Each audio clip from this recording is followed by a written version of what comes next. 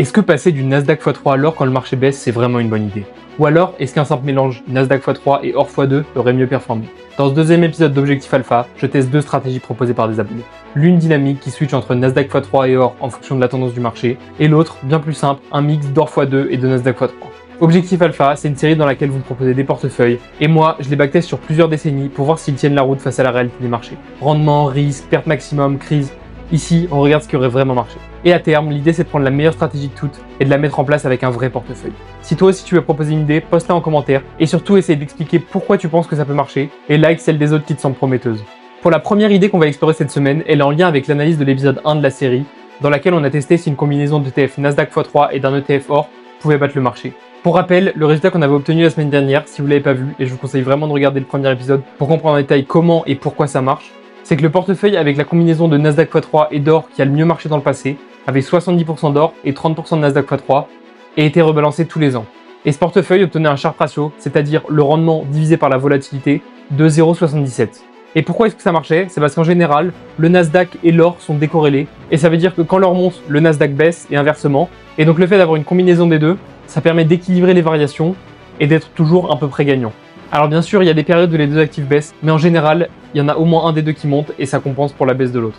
Et donc ce que propose le commentaire de cet abonné Emile, c'est de combiner l'ETF Nasdaq x3, mais pas avec un simple ETF or, mais avec un ETF or à effet de levier. Donc oui, ça ferait augmenter les risques du portefeuille parce que forcément l'effet de levier va amplifier les mouvements, mais peut-être que ce risque serait compensé par le rendement supplémentaire apporté par l'effet de levier sur l'or. Alors est-ce qu'on va réussir à faire mieux que la semaine dernière? Et bien c'est ce qu'on va voir. Déjà, l'abonné proposait d'utiliser un ETF à effet de levier x3 sur l'or, mais j'en ai pas trouvé, en tout cas pas disponible en Europe.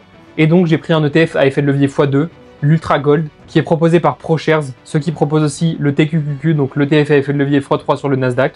Et donc cet ETF à effet de levier x2 sur l'or a des frais annuels de 0,95% et est donc disponible sur certains courtiers en Europe. On peut commencer à observer comment ont performé le Nasdaq x3 et l'or x2 sur les dernières décennies.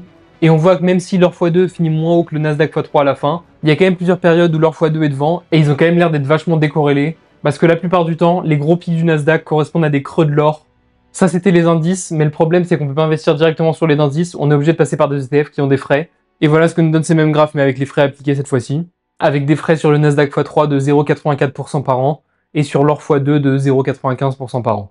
Si on essaye différentes compositions de portefeuille qui comprennent de l'or x2 et du Nasdaq x3 et dont la proportion est rééquilibrée tous les 2 mois, ça nous donne ce graphe qui, même s'il est assez joli, est assez dur à comprendre. Et si on affiche la valeur finale du portefeuille en fonction de l'allocation entre l'or x2 et le Nasdaq, eh bien c'est le portefeuille avec 40% d'or x2 et 60% de Nasdaq x3 qui obtient la valeur finale la plus élevée.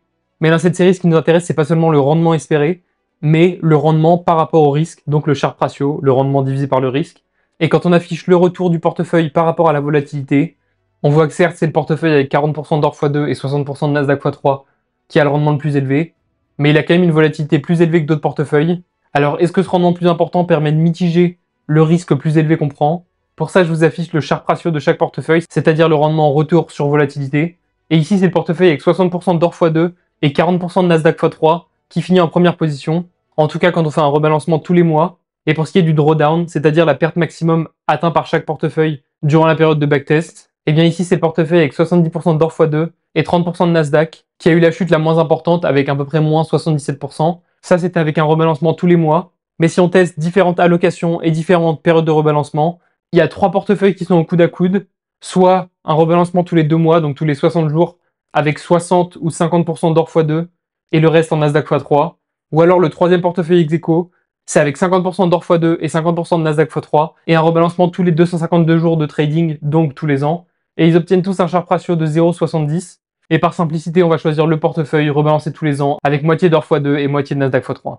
Et si on compare maintenant ce portefeuille avec ce qu'on avait trouvé comme meilleur portefeuille la semaine dernière, au niveau du rendement, il n'y a pas photo et il a été dans le passé en tout cas largement meilleur que les autres portefeuilles. Même si c'est vrai, il faut l'avouer, il a une volatilité un peu plus importante.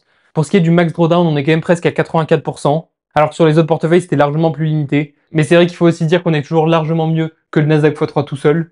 Et si on compare maintenant l'investissement dans ce portefeuille contre un investissement 100% dans le Nasdaq x3, et ben même si sur le court terme, on est plutôt autour des 50% de chances de faire mieux que le Nasdaq x3 et 50% de chances de faire moins bien, quand l'horizon d'investissement augmente, là il n'y a pas photo, et en tout cas dans le passé, ce portefeuille fait largement mieux que le Nasdaq x3, et quand on dépasse les 35 ans, a fait mieux dans 100% des cas. Pour ce qui est du rendement annuel médian, là aussi sur le court terme, le Nasdaq x3 a un rendement médian supérieur, mais plus l'horizon d'investissement augmente et plus le rendement de ce portefeuille surpasse le Nasdaq x3 tout seul. Si on s'intéresse à la distribution des retours annuels en fonction de l'horizon d'investissement, on voit clairement que même si sur le court terme, le rendement médian est un peu plus faible que le Nasdaq x3, la volatilité, elle, est largement inférieure. Et si dans le passé, vous étiez resté investi 10 ans dans ce portefeuille, eh bien, il n'y aurait aucune période où vous auriez perdu de l'argent, alors qu'avec le Nasdaq x3, il faut attendre quasiment 30 ans. Et aussi, on l'avait déjà vu tout à l'heure, mais quand l'horizon d'investissement grandit, la probabilité de faire moins bien que le Nasdaq x3 tout seul tombe à zéro. Et enfin, les deux derniers plots pour confirmer que ce portefeuille est beaucoup plus sécurisé que le Nasdaq x3, c'est la volatilité du portefeuille en fonction de l'horizon d'investissement. Et là aussi, peu importe l'horizon, la volatilité du portefeuille est plus faible que celle du Nasdaq x3. Et pour le Sharpe ratio en fonction de l'horizon d'investissement, c'est la même chose. Et notre portefeuille est toujours au-dessus. Voilà, ça c'était pour la première stratégie. Je suis allé assez vite dessus parce que j'en ai déjà parlé la semaine dernière et que c'est quasiment les mêmes calculs à quelques détails près. Mais en gros, pour résumer, ici, on prend plus de risques que la semaine dernière en prenant un levier sur le TF or. Ça fait un peu baisser notre Sharpe ratio parce que la volatilité est plus grande et donc aussi le max drawdown est plus grand. Mais on garde quand même un Sharpe ratio de 0,7 qui est tout à fait acceptable et largement mieux que le marché, tout en ayant un retour espéré largement supérieur. Donc je suis quand même assez conquis de cette stratégie, surtout pour un investissement sur le très long terme. Maintenant, pour le deuxième commentaire et la deuxième stratégie à étudier, c'est Arthur qui me demande si je pourrais tester une stratégie Nasdaq x3 quand on est au-dessus de sa moyenne 200 jours et or quand on passe en dessous. Ici, l'idée globale est toujours la même, c'est d'essayer de profiter du fait que le Nasdaq et l'or sont la majorité du temps décorrélés, et donc être investi sur le Nasdaq x3 quand tout va bien, mais quand ça commence à chuter, passer sur l'or pour plus de sécurité. Mais même si l'idée globale est très similaire, l'approche elle est totalement différente, alors que dans le portefeuille d'avant c'était très passif, et il suffisait juste dans le pire des cas de rebalancer une fois tous les ans à intervalle fixe. Ici ça va être beaucoup plus actif, et il va falloir regarder tous les jours, est-ce que le Nasdaq est passé en dessous de sa moyenne mobile, et si c'est le cas, agir en conséquence. Déjà on va commencer par voir est-ce que cette stratégie pourrait marcher sans aucune optimisation.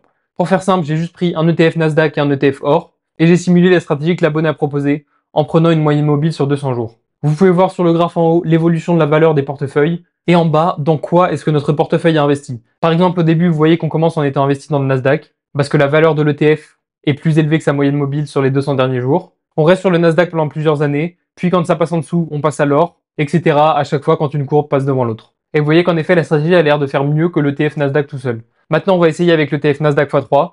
Et là, c'est encore plus impressionnant et la performance est largement mieux que l'ETF Nasdaq x3 tout seul. Le plus intéressant, si vous regardez, c'est vers le milieu du graphe. Un peu après l'an 2000, juste au moment de l'explosion, le Nasdaq passe en dessous de sa moyenne mobile, et donc on passe sur l'or, qui reste à peu près flat pendant toute la grosse chute où le Nasdaq x3 perd une grosse partie de sa valeur, et ça nous permet d'avoir une valeur finale à la fin largement plus élevée que le Nasdaq x3. Et pour les deux portefeuilles, on a fait en moyenne entre 2 et 3 changements par an, ce qui est acceptable. Maintenant, on va essayer de trouver la durée de la moyenne mobile qui a été optimale dans le passé.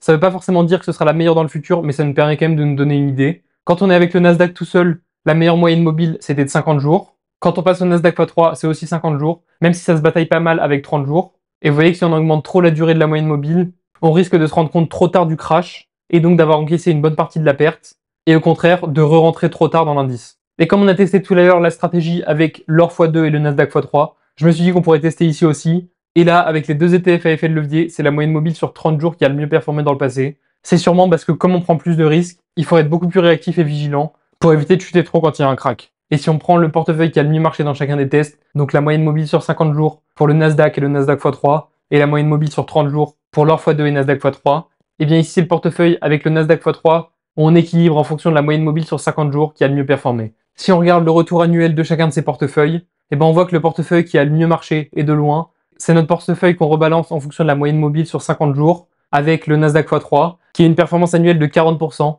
qui paraît un peu trop beau pour être vrai, on verra ça un peu plus tard, mais c'est quand même assez exceptionnel, là on explose carrément le marché. Et au niveau de la volatilité, comme on aurait pu s'y attendre, le portefeuille avec le Nasdaq tout seul et l'or est le moins volatile, puis c'est celui avec le Nasdaq x3 et l'or, et enfin le plus volatile et de loin, c'est celui avec l'or x2 et le Nasdaq x3. Et maintenant pour tous ces portefeuilles, le retour annuel moyen par rapport à la volatilité, on voit qu'ils sont tous répartis dans des clusters différents, avec les portefeuilles de Nasdaq et or qui sont à peu près tous regroupés en bas à gauche, donc moins de rendement mais aussi moins volatile, puis en bas à droite, donc avec le même retour espéré, mais une volatilité beaucoup plus importante, on a les portefeuilles or x2, Nasdaq x3, et enfin avec une volatilité entre les deux, mais un retour beaucoup plus élevé, on a les portefeuilles Nasdaq x3 or. Et finalement, pour ce qui est du Sharpe ratio de chacun de ces portefeuilles, c'est ici les portefeuilles avec le Nasdaq x3 qui sont au-dessus. Maintenant, pour ce qui est de la perte maximum atteinte par chacun de ces portefeuilles, j'ai pris ici à chaque fois pour chaque composition la moyenne mobile à 50 jours. C'est comme on pourrait s'y attendre, la volatilité qui augmente en fonction du levier. Et notre portefeuille qui avait le Sharpe ratio le plus important, avec le Nasdaq x3 et une moyenne mobile à 50 jours, qui a un max drawdown d'environ 78%, donc à peu près la même chose que le Nasdaq. Voilà ce que nous donnent les résultats du backtesting, même si ça a l'air très prometteur. On va essayer de prendre quelques paramètres en compte en plus pour voir ce qui se passerait si on l'implémentait vraiment dans un portefeuille.